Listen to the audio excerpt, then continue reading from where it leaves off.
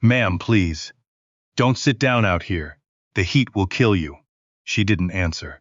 Her hand was pressed flat against the brick wall of the post office, steadying herself. Her grocery bag had torn at the bottom, and 3 cans of soup were rolling toward the gutter. Nobody stopped. It was a Tuesday in July, 96 degrees in Galveston, Texas, and the sidewalk on Market Street smelled like hot asphalt and exhaust. A dozen people walked past her in the time it took those cans to stop rolling. A man in a polo shirt stepped around one without looking down. A woman with a stroller veered wide and kept moving. Then there was Otis. Otis Beaumont was 64 years old. He was wearing a paint-stained work shirt with the sleeves cut off and boots that had seen better decades. He had a face like weathered wood, deep lines, dark skin, a jaw that looked like it had clenched through more hard years than most people live. He walked with a slight drag on the left side, a limp he'd carried since a construction accident in 2009 that took his foreman position and a piece of his left knee. He was on his way to the bus stop. He had $23. That was what was left of the week. Rent on his room at the Bayview Residential Hotel. Not the tourist kind. The kind with thin walls and a hot plate was paid through Friday. Payday from his current job, 3 shifts a week as a maintenance worker at a storage facility on the east side, was 6 days out. The $23 had to cover bus fare, a few groceries, and the blood pressure medication he'd been stretching by cutting pills in half. He saw the woman the moment he rounded the corner. He stopped. Her name was Lorene. He didn't know that yet. All he knew was that she was maybe 75, maybe older, wearing a long cotton skirt in the middle of a heat advisory, and she was not okay. Her face was the color of old wax. Her lips were cracked. The hand on the wall was shaking. He walked to her, picked up the soup cans first, tucked them against his chest. Then he crouched down. His bad knee screamed at him and gathered the rest of what had spilled from the bag. A loaf of bread, a small jar of peanut butter, a tin of crackers. "Ma'am." His voice was low, unhurried. "You need to sit somewhere with air conditioning right now. Can you walk?" She looked at him like she wasn't quite sure he was real. "I'm fine," she said, the way people say it when they are not fine. "No, ma'am, you're not." He straightened up, held the groceries in one arm, and offered her his free hand. "There's a diner half a block back. Let me get you in there." She looked at his hand, looked at his boots, looked at the groceries he was holding like they were hers. She took his hand. Her name was Lorene Ashcraft. He learned that in the diner booth, after the waitress brought 2 waters without being asked, and Lorene had drunk half of hers without stopping. 78. Lived alone in a senior apartment off 61st Street, about a mile and a half from the post office. She'd taken the bus to pick up a package, a book her late husband had ordered before he died 4 months ago, finally arrived, and on the walk back to the bus stop, something in the heat had just taken the floor out from under her. "My son keeps telling me I shouldn't be going out alone in July," she said. She set her water glass down carefully. "I keep telling him I've been going out alone for 50 years. Otis nodded. 50 years earns you the right. The heat doesn't care about rights, though. Then she almost smiled. He stayed with her for 40 minutes. Made sure she ate something. She ordered toast and eggs. He had coffee and nothing else, because he was doing the math quietly in his head, and a diner meal wasn't in the $23. He asked the waitress to call her son's number for her since Lorene's phone had died, and then he sat across from her while she waited and told him, in that careful way older people sometimes talk, about her husband of 51 years. Arthur, a retired postal worker, a man who ordered books off the internet because he liked the idea of it, even though his eyes had gotten bad enough that reading hurt. The book was a large print edition of a Louis L'Amour novel. She showed Otis the cover. "He never got to read it," she said. Otis looked at the cover, then at her face. He didn't say anything. There wasn't anything to say. He just sat there. Her son arrived 22 minutes later. A man in his early 50s, pressed shirt, the slightly breathless look of someone who'd left work in a hurry. He shook Otis's hand with both of his, thanked him 3 times. His name was Raymond. He had his mother's eyes and his father's jaw, and the look of a man who had been quietly terrified for the last hour. Otis told him his mindlessness, which was mostly true now. He gathered his things. He'd missed 2 buses by this point, which meant he'd be late to his afternoon shift at the storage facility. He said goodbye to Lorene. She caught his hand before he turned to go. What's your name? Otis. Otis. She said it like she was filing it somewhere important. Thank you. He nodded, walked out into the heat, caught the next bus, made it to work 14 minutes late. His supervisor, a young man named Felix, who ran the office like a stopwatch, marked it in the log without looking up. Otis changed into his work uniform, gray shirt, gray pants, name tag, and started his shift. He didn't think much more about the woman from the diner. He hoped she got home safe. He hoped Raymond made her drink more water. He went back to his work. What he didn't know was that Raymond was already on the phone. Before we go further, let me tell you who Otis Beaumont was before the accident, and before the years that came after it. He grew up in Beaumont, Texas. Yes, that's where the name came from. And yes, he heard the jokes his whole life. His father worked the refineries. His mother cleaned houses until her hands gave out, and then she cleaned more houses. Otis was the 3rd of 5 children, and the only one who stayed in the trades. He took to construction the way some men take to music, with an instinct that didn't need explaining. By his early 40s, he was a certified foreman with 20 years of experience in structural framing, electrical rough-in, and site management. He'd built things that were still standing: warehouses, housing developments, a church on the north side of Houston that seated 800 people. He'd managed crews of 30. He'd gotten people home safe every day for 2 decades. Then 2009, a section of elevated scaffolding at a residential site gave way on a Thursday morning. Otis was on the ground below, not on the platform, which was why he was alive. But the falling materials caught his left leg, and by the time everything stopped moving, the knee was crushed. 3 surgeries, 18 months of recovery. When he came back, the company he'd worked for had been absorbed by a larger firm that didn't know him, and at 50, with a bum knee and a gap in his resume, and a construction industry that had quietly decided he was a liability.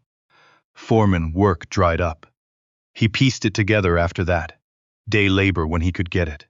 Handyman work through a church network. A cousin who gave him a room for 2 years. A wife he'd been divorced from since 2003. Not bitterly, just completely.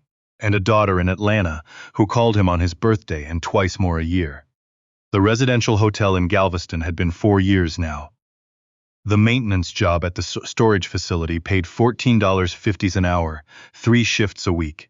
He read library books. He took long walks on days his knee allowed it. He helped whoever needed helping in the Bayview building. A leaky faucet here, a circuit breaker there. The elderly Korean man in room 7 who never asked for anything but always seemed relieved when Otis knocked. He had learned, somewhere in the long years, of not having much, to make a life from what was present rather than grieve what was gone. That was who Otis Beaumont was. Now here is what was happening while he finished his shift. Raymond Ashcraft, Lorene's son, was not just Raymond Ashcraft. He was the regional director of operations for a company called Halloran Infrastructure Group, one of the mid-sized construction and civil engineering firms that had quietly become a significant player in Gulf Coast development over the past 15 years. Raymond had grown up watching his father sort mail, and his mother keep meticulous records of every dollar. He had put himself through UT with scholarships and 2 jobs, and he had worked methodically and without drama for 30 years in an industry he respected. He knew construction. He knew what experience looked like. He knew what a man with 20 years of foreman work sounded like when he talked. And in the diner, while Otis was saying quiet things to his mother and watching her color come back, Raymond had been listening. He didn't say anything that afternoon. It wasn't the moment. But that evening, he called his office manager and asked her to find a Otis Beaumont in Galveston. Workers' comp records, contractor databases, anything. She called back the next morning with a file. Raymond read it at his kitchen table with his second cup of coffee. He read it twice. Then he called his mother. Mom. The man from the diner. Did he tell you where he works? A storage place, he said. On the east side somewhere. Did he mention anything about construction? A pause. He had the hands, she said. I noticed his hands. The next morning, Otis arrived at the storage facility at 7 a.m. and found Felix at the front desk looking uncomfortable. Beaumont, somebody here for you. A man in a polo shirt and slacks was standing near the entrance. He was Raymond's age, medium height, with the particular stillness of someone who was used to waiting on other people's time. Mr. Beaumont? I'm David Solis. I'm the hiring coordinator at Halloran Infrastructure. Mr. Raymond Ashcraft asked me to come talk to you. Otis looked at him for a long moment. Talk to me about what? We have a site supervisor opening. Gulf Coast Industrial Project. Raymond thought you might be worth a conversation. Otis didn't say anything for 3 seconds. I haven't done site work in 15 years. Raymond says the right man can come back to it. He'd like to meet with you this week if you're open. Otis looked at his name tag. Gray shirt. Gray pants. Storage facility in the heat of Galveston. His knee ached the way it always ached at the beginning of a shift. I'm open, he said. He didn't want to hope too much. He had learned, at 64, that hoping too much was a fast way to break something you'd spent a long time putting back together. He went through his shift the same as always, changed a busted fluorescent tube in unit row, fixed a gate latch on the east lot, ate his lunch, a sandwich from home, wrapped in a paper bag, sitting on a concrete barrier in the shade. He thought about the diner, about Lorene's face when her color came back, about the Louis L'Amour book, about Arthur, who had ordered it and never read it, and Lorene, who would probably read it herself now, slowly, because it was the last thing his hands had touched. He thought, you never know what anything means while it's happening. He met with Raymond Ashcraft on Thursday morning. The Halloran offices were not what Otis had expected. Not glass towers, a functional building near the port, with blueprints pinned to corkboards in the hallways and the smell of coffee and concrete dust. The kind of place where people did actual work. Raymond came out to the lobby himself. No receptionist handoff. He shook Otis's hand and looked at him with his mother's eyes, direct, measuring, not unkind. Thank you for coming, Raymond said. And thank you for what you did for my mother. She needed help, Otis said. Wasn't complicated. For most people it was, apparently. Raymond's voice didn't change, but something behind it did. 14 people walked past her in the time it took her to make it to that wall. I looked at the post office security footage. 14. He said it the way Otis had heard people say numbers in depositions. Just the number. Letting it sit there. They talked for 2 hours. Raymond asked questions that only someone who knew construction asked. Questions about crew management in variable weather conditions, about handling supply delays without shutting down progress, about the particular problem of keeping a 30-person crew safe and moving on a site with multiple subcontractors and competing timelines. Otis answered without performing. He just answered. He remembered things he hadn't thought about in years. Specific decisions, specific solutions, a 3-day problem at a Houston site in 2006 he'd solved by rerouting a concrete pour sequence nobody had thought to adjust. At some point, Raymond stopped asking questions and started listening differently. Leaned back. Tapped a pen against his palm. I want to be honest with you, Raymond said. The knee is going to be a question HR raises. Liability, insurance, all of it. I know. Otis considered the question with the respect it deserved.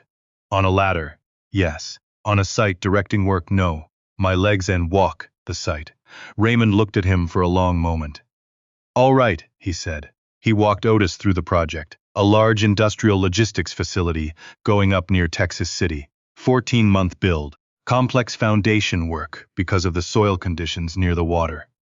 A general contractor already in place, but a senior site supervisor role that had been open for 2 months, because the first hire had been wrong, and Raymond believed in taking the time to get the second one right. The salary was $78,000 a year. Otis kept his face still. He had not seen a number like that in 15 years. His storage facility job paid $22,620 annually, pre-tax. I'd need to talk to HR and run it past the project manager, Raymond said. But I want you to know I'm recommending you. If this goes through, you'd start in 3 weeks. Otis nodded. He was very careful about the nod. He made it mean, I hear you. Not my entire chest just changed. He drove back to the Bayview on the bus. Galveston in July, afternoon light coming off the water, pelicans on the seawall. He sat in the back and looked out the window and tried very hard not to think about what $78,000 meant. He tried not to think about his daughter in Atlanta, who had a baby now, 8 months old, a boy named something Otis couldn't quite say right yet, but was practicing, and what it would mean to be able to fly there. He tried not to think about his own apartment, his own kitchen, space to stretch out. He mostly failed at all of that. He stopped at the library on the way home, checked out 2 books, sat at his regular table by the window, and read for an hour because it was what he did, and he needed something to do with his hands. He called his daughter that evening, didn't tell her about the meeting. He wasn't ready to tell anyone yet. He just asked how the baby was, and she told him, and he listened to her voice for a long time. 3 days later, David Solis called. HR had cleared it. The project manager, a woman named Patricia, who had been in Gulf Coast construction for 25 years and had strong opinions about who she would and would not work with, had asked to speak with Otis herself. That call lasted 45 minutes. Afterward, Patricia apparently told Raymond, "Get him in here before somebody else does." Otis started in 3 weeks, as promised. But the job wasn't the end of the story. It was the middle. The real end happened 6 months later, on a Saturday morning in January. Otis was at the Texas City site early, the way he always was. He liked the site before anyone else arrived. The particular quiet of a construction project at rest, framing up, structure taking shape, the skeleton of something that would outlast everyone who built it. He walked the perimeter the way he always did. Bad knee and all. There was a man sitting on a stack of lumber near the south gate. Young. 20-something, Otis guessed. Thin jacket for January. He had a paper in his hand, a printed job announcement for a general labor position the company had posted. He'd clearly been waiting a while. Otis had been that man. Not that young, but in that same exact position, holding a paper, not sure who to ask, not sure the door was going to open. He walked over. Site's not open yet. Interviews don't start till 9. The young man looked up. He had the particular wariness of someone who expected to be sent away. "I know. I wanted to be first. What's your name, Devlin?" "You done any site work before, Devlin?" "Landscaping. Some demo work. I learn fast." Otis looked at him for a moment. Then he sat down on the stack of lumber next to him, which his knee did not appreciate, and he said, "Tell me what you know." Devlin talked for 20 minutes. He knew more than his resume suggested. He had the right instincts, asked the right questions, noticed the right things when Otis pointed at the structure going up to the north. He was trying very hard to seem like he wasn't trying very hard, which Otis recognized immediately as the thing young people did when they needed something badly. At 9, when the HR coordinator arrived and started setting up, Otis walked Devlin over and said 3 words to her. "Give him a real shot." She did. Devlin was hired by end of day. 3 months later, he was one of the most reliable general laborers on the site. He showed up early. He paid attention. He asked questions the right way, not to seem smart, but because he actually wanted to know. One afternoon he caught Otis near the south gate. Same spot where they'd first talked. "Mr. Beaumont. Can I ask you something?" "Go ahead. Why did you sit down that morning? You didn't have to do that." Otis thought about a diner on Market Street. A woman with cracked lips and a grocery bag full of soup cans. A Louis L'Amour book for a man who wasn't alive to read it. "Somebody sat down for me," he said. "That's all." Devlin nodded like he understood. Even though he didn't have the whole story, maybe he didn't need it. There's a photograph on the wall of the Halloran Infrastructure Field Office at the Texas City site. It was taken on the day the building topped out. The last structural beam lifted into place, the whole crew assembled below it, hard hats and grins and the flat gray Texas sky behind them. Otis is in the center. Not because he stood there on purpose. Because that's where the crew put him. He doesn't look like a man who spent 15 years in gray shirts and gray pants doing $14 work. He looks like what he always was, underneath all of it, a man who built things, a man who knew how. Lorene Ashcraft has a copy of that photograph. Raymond sent it to her. She keeps it on her refrigerator, next to a picture of Arthur. She told Raymond once, and he told Otis later, because he thought Otis should know, that sometimes she looks at the photograph and thinks about the 14 people who walked past her on Market Street. And then she thinks about the one who didn't. The difference between a person who stops and a person who doesn't, she said, isn't money. It isn't time. It isn't even kindness, really. She thought about it for a moment. It's whether they've decided other people are real. I keep thinking about that line. Whether they've decided other people are real. Because I think that's the thing we miss when we talk about kindness. We make it sound like a moral choice, a virtue you either have or you don't. But Lorene was right. It's a decision, made or not made, every single day, in every single moment when a stranger needs something, and you have to choose whether they exist enough to matter. Otis had $23 in his pocket that Tuesday. He had a bad knee and a storage facility shift and a bus to catch. He had every legitimate reason to keep walking. He'd also spent 15 years on the receiving end of being invisible. He knew what it felt like to be the man nobody looked at. The man in the paint-stained shirt who didn't look like he added up to much. He knew Lorene was real because he had once needed someone to decide that he was. If this story hit something in you, if you felt something shift, I want to ask you honestly, think about the last time you walked past somebody who needed something small. Not a grand gesture, just a moment, just a stop. We tell ourselves we'll help when things are better. When we have more time, more money, less to worry about. But the people who actually stop, they're not the ones with the most. They're the ones who made the decision. What would you have done on Market Street? Drop it in the comments. Be honest with yourself. Like this video, subscribe, and hit the bell so you don't miss what's coming next. Because stories like this deserve to be heard. I'll see you in the next one.